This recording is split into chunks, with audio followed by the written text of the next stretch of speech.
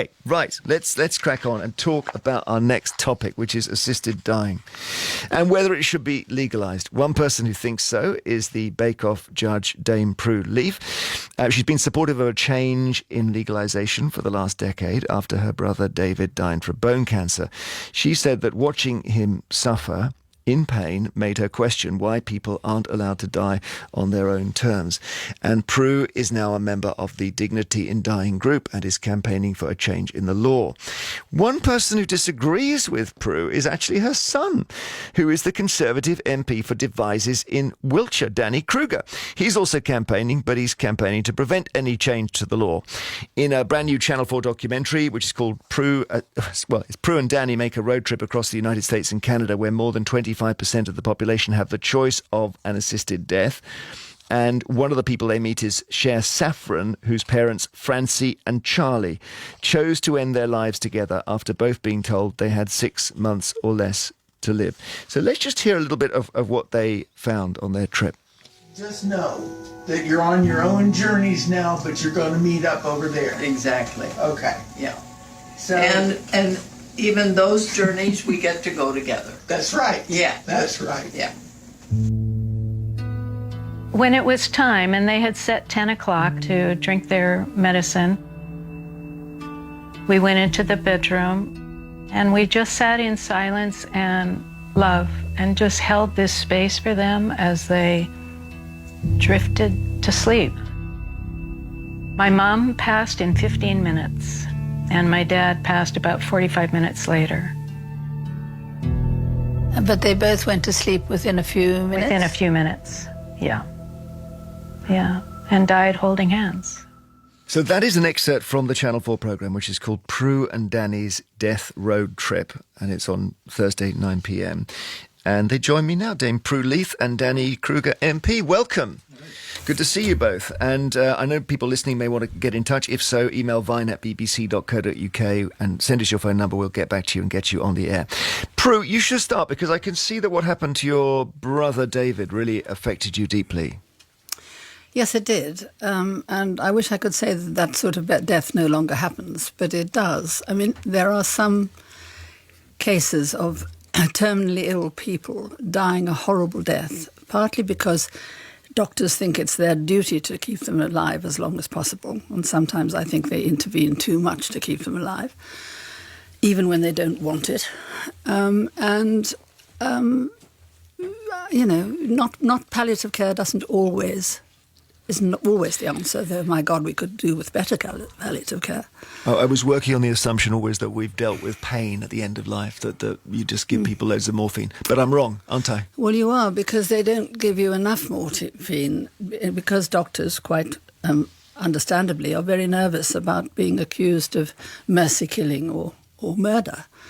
If they give you a bit too much morphine. In the old days, I think there was a nod and a wink, and, do you think your relative really needs to suffer so much? And I don't think anybody ever said, shall I see my patient off? But they would imply that, and the family would say, oh, I would long for it to be over, he's suffering so badly.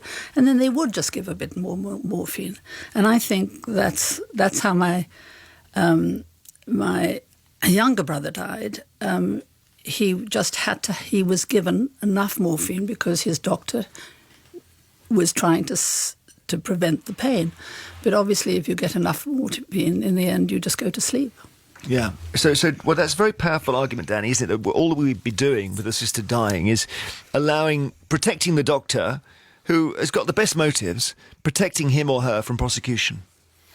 Well, we certainly shouldn't be prosecuting people who are acting in the best interests of patients and are trying to support them to die well. And I agree with my mum. She's totally right. Too many people are dying really badly at the moment, and that's because we don't have the proper systems and support for end-of-life care. And I mean, I think my uncle's death, which was totally awful, is, I'm afraid, an argument for better care at the end of life, not for assisted suicide. The fact is that he wasn't properly looked after, and that happens too much. What we need to be doing is investing in the sort of end-of-life care that a few people get at the moment, which should be available for everybody. And the government now has legislated to ensure that the NHS will deliver palliative care. And I'm afraid I disagree with my mum, which is awkward, but here we are. That People do not need to die in unbearable physical agony. We're talking anymore. about your mum's brother, your uncle. In the end, you're saying you should choose instead of him. Well, actually, what my mum is saying is that a doctor should choose that his life. Well, It's his choice, though, isn't it? Well, but what you need to get permission from a doctor, unless you literally just anybody should have the right to ask a doctor to kill them. Even my mum is saying there should be some safeguards, and the safeguards that is proposed is that a doctor confirms that you are approaching the end of life. The difficulty is that, and we've seen this from around the world, there is no way of drawing that line safely, and as long as you can find a doctor to confirm that you are terminally ill or that you're in unbearable suffering, you will find a doctor who will be prepared to deliver these. And I'm afraid to say we have, and my mum and I saw it in Canada. You played a clip of a patient for whom it was a good ending. There are thousands of people, I'm afraid to say, in Canada, and we met quite a lot of doctors who confirmed this.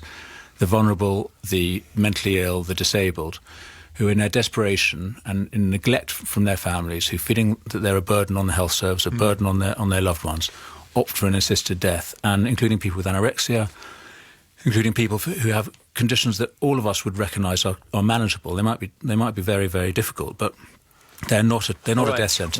What's the argument against that, Prue? That some people will opt for death who shouldn't be dying. Well, we're not proposing that to have the same law as Canada.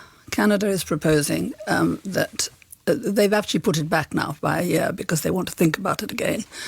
But they are proposing to include people with mental health problems. I don't think we should do that.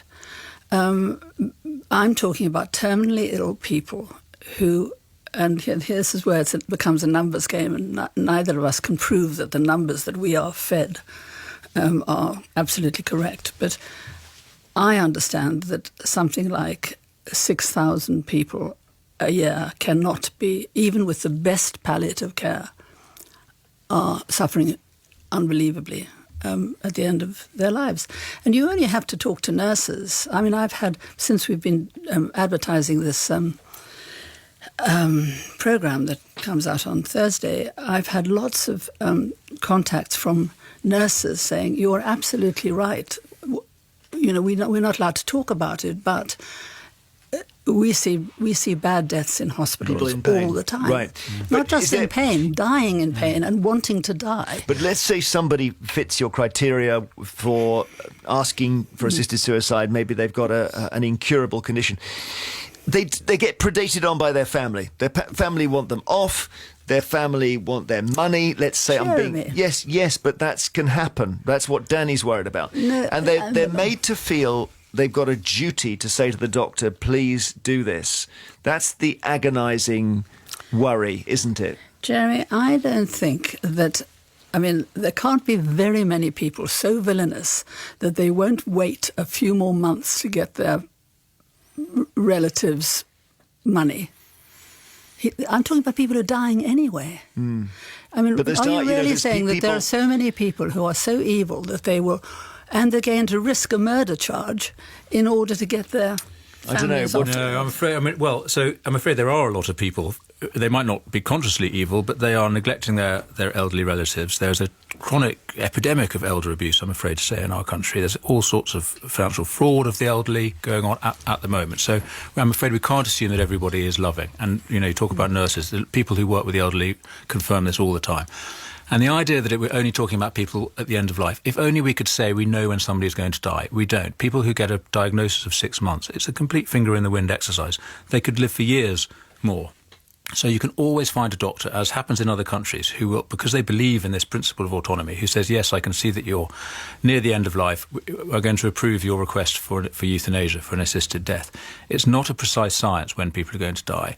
And if only we could draw it tightly, then I understand the case for it, but we can't. Yeah, no country in the world has been able to restrict it just to that group. Go on, there Prue. are people everywhere who are extending it. And no country in the world who has passed an assisted dying law has ever repealed it. You'd think if there was massive abuse and a huge problem and people were unhappy with their law, they would get it repealed. The thing is, Danny, your argument depends on there being better palliative care. Now, as you know, and I'm not blaming your party for this, there isn't any money for anything anymore. Yeah. Well, I think we've got £2.5 trillion debt. That's right. Well, I'm afraid I think you should blame the government. We all should, for the lack of high-quality palliative care. This is something that no government has ever authorised that the NHS should do until Right. now. Until So it's this not going last to year. happen? Well, hang on. No, it is going to happen. And the government has now decided, 70 years after the NHS was created, that it should provide palliative care. What we need is the funding for that. And I'm afraid if the argument, Jeremy, is that, well, hang on, if your argument is we can't afford palliative care and therefore we should have assisted suicide, we're on the road to hell. Your argument was, instead of assisted suicide, we should pay for better palliative Yes, we care. should. And I'm making the point that we're in a massive round of new austerity now, so it's not going to happen. Actually, a palliative care pays for itself, because at the moment we spend so much money on people in the last months and years of life because they go in and out of hospital. It's very expensive the way we do death at the moment. We can do it much cheaper if we give people the high-quality palliative care in their homes or in hospices that they need. So we need to make this a proper service. Assisted death, I'm afraid, my mum agrees with this. What we don't just agree on is whether assisted suicide will help or not. And in other countries, investment in palliative care declines relative to countries which don't have it, because in other countries they've realised that the cheaper option is to kill people rather than to care for them. But that isn't true. That is absolutely not true. In Australia, for example, they increased the palliative care budget massively at the same time as they authorised assisted dying. Right, so you can have both, theoretically. Well, we all want to have both, but the fact is, overall... No, we don't all want. You don't want to have assisted dying. Sorry, we all want to have good quality palliative care, you're right. I don't want assisted dying, because what actually happens, it happened in Canada, it happens everywhere. The system realises that the cheaper option is to put people on the pathway to an assisted death. And we've even done that in this country with the Liverpool Care Pathway, if you remember that. People getting do not resuscitate orders, even though they didn't ask for them, because the system saves money by getting people out of their beds quicker, and we cannot introduce that incentive into our system. OK, I really want to see this programme now, because you did this so-called death road trip together. Was there anything you saw, Prue, that nearly made you change your mind when you were on your road trip? It did harden my heart a bit I had felt before I went that that people with mental illness who really have a horrible time and are desperate to die probably should be included. But when I got a bit closer to it, I thought, no, that's too dangerous. What you don't want is, 19-year-old boys are the most likely to commit suicide. There's that period between 17 and 25 or something where young men commit suicide. And we know if they get beyond 25, they're no more likely to commit suicide than you and me. So I think I'm too nervous about the safeguards for mentally Well, couldn't ill you just people. make it an age thing? Just say nobody under 50? No, because what if you've got bone cancer and you're 30 and you've got 6 months to live and it's agony? Danny, anything you saw that nearly made you change your mind? Well, I think actually my view is that the more people study it and get under the skin of this issue, my mum being an exception, they realise that it's very complicated and difficult, and we shouldn't go down this road. But no, in my case, what I did see, and I really have even more respect and sympathy. My heart goes out to the people for whom they really, really feel this is the right thing for them, and I have a great deal of respect for their argument that it's their life and they should be able to determine the end of it. I just worry about the vulnerable, the disabled, the lonely. And I just don't think we can write a law that protects them. Are you doing this? Is there a religious side to what you're arguing? So I get out of interest? Well, you ask out of interest. So I'm a Christian. I think everybody brings their faith to this question. In a sense, there is a big moral consideration. But actually, I think there are loads of Christians. I know there are loads of Christians who take the opposite view from me. I think my mum has a faith. It's just a different one. She's an atheist. We all bring our religion to these kind of political and moral questions. You might end up in a battle with the Church of England here, Prue. If it all comes to a head, they might say, wait a minute, Prue Leith is wrong. No, well, then they'd have to say the Archbishop Carey, the previous Archbishop of Canterbury, is wrong too. I mean, there are lots and lots of Christians on my side in this. So it's not necessarily a church thing. It really isn't. I really think it's a practical argument for both of us. We just worry about... My mum worries about this small group of people at the end of life. I worry about this group of vulnerable people. Large group of people at the end of life. Okay. Everybody ends up dying, and very few of us have a great death. Thank you. I was going to say a happy note to end on, but not quite. But I think another day we'll have you both in and talk about other matters. But this is very, very important, and it was great to see you both. Dame Prue Leith, great British Bake Off judge, Danny Kruger MP, Member of Parliament for Devizes, Chair of the All-Party Parliamentary Group on Dying Well, and the programme's on Channel 4 on Thursday at 9 p.m. Prue and Danny's Death Road Trip, because they disagree, as you just heard, on assisted dying.